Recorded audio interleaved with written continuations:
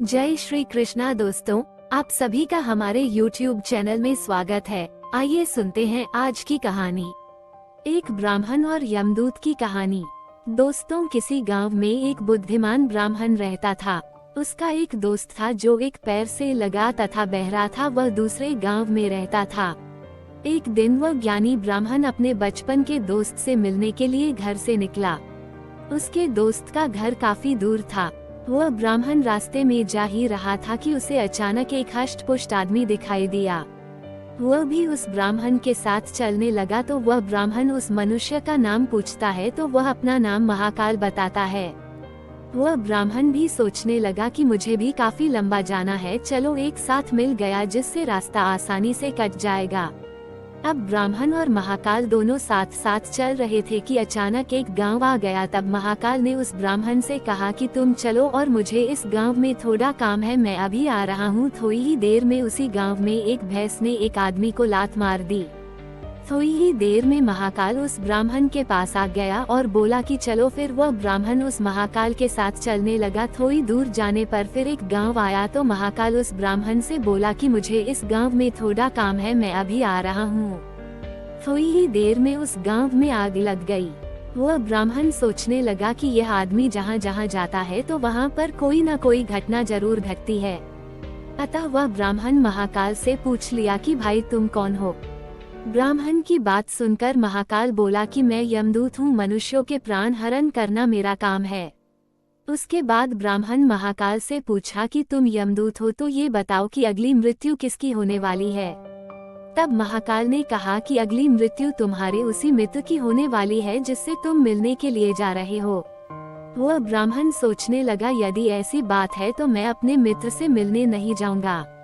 महाकाल ने ब्राह्मण से कहा कि तुम जो सोच रहे हो ऐसा कुछ भी नहीं होगा, होनी अटल है इसलिए होकर रहेगी। थोड़ी देर में उस ब्राह्मण ने देखा कि उसका मित्र उससे मिलने के लिए बड़ी तेजी से चला आ रहा है। जैसे ही उसका मित्र उस ब्राह्मण के पास पहुंचता है, हृदयाघात होने के कारण उसकी मृत्यु हो जाती है। इससे उस ब्राह्मण को बड़ा पछतावा होता है। वह ब्राह्मण उस महाकाल से पूछता है, अच्छा ये बताओ कि मेरी मृत्यु कब और कैसे होगी। तब महाकाल ने कहा कि तुम्हारी मृत्यु ठीक 6 महीने के बाद दूसरे राज्य में फांसी लगने से होगी। वह ब्राह्मण फिर अपने घर गया और सीधे अपने राज्य के राजा के पास गया और ब्राह्मण ने राजा से सारी बात बता दी। तब राजा ने राज्य सभा में ये प्रश्न सबके सामने रखा। तब उस राज्य सभा में यह फैसला लिया गया कि यदि ऐसी बात है तो वह ब्राह्मण इसी राजमहल में 6 महीने तक रहेगा। राजा ने ब्राह्मण के लिए राजमहल में ही व्यवस्था करवा दी। धीरे धीरे समय व्यतीत हो रहा था। उस ब्राह्मण को नींद में चलने की बीमारी थी और यह बात उस ब्राह्मण को नहीं मालूम थी। जिस दिन उसकी मृत्यु होने वाली थी उसी रात्रि को ही वो ब्राह्मण राजमहल से निकलकर दूसरे राज्य के राजमहल में जाकर राजा के शयन कक्ष में राजा और रानी दोनों के बीच में जाकर सो गया। सुबह जब राजा उठा तो उस ब्राह्मण को अपने शयन कक्ष में देखकर बहुत क्रोधित हुआ और उस ब्राह्मण को फांसी की सजा सुना दी।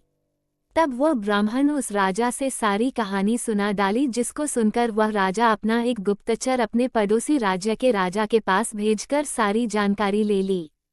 जिसको सुनकर वह राजा अपने फैसले पर बहुत पछता रहा था। लेकिन उस राज्य का एक नियम था कि एक बार राजा जो सजा सुना दे फिर चाहकर भी उसे नहीं बदल सकता।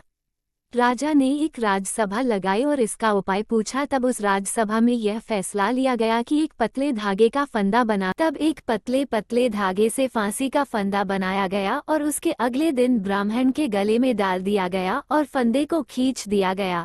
सभी ने ये सोचा था कि ब्राह्मण को कुछ नहीं होगा, लेकिन उस पतले धागे की वजह से उस ब्राह्मण का गला कट गया और खून तेजी से निकलने लगा। ज्यादा खून बह जाने की वजह से उस ब्राह्मण की मृत्यु हो गई।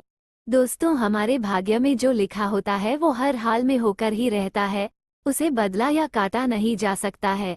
उस ब्राह्मण ने अपने बचने के कितने उपाय किए, लेकिन मृत्यु के आने पर कोई उपाय काम न आया तथा उसकी मृत्यु हो ही गई। तो दोस्तों, आप सभी को हमारी है कहानी कैसी लगी? अच्छी लगी हो तो प्लीज हमारे चैनल को सपोर्ट करें और लाइक करें, शेयर करें, कमेंट करें और अगर चैनल पर नए आए हैं तो सब्सक्राइब करें। राधे राधे। जय श्री कृष्णा। श्री हरिदास।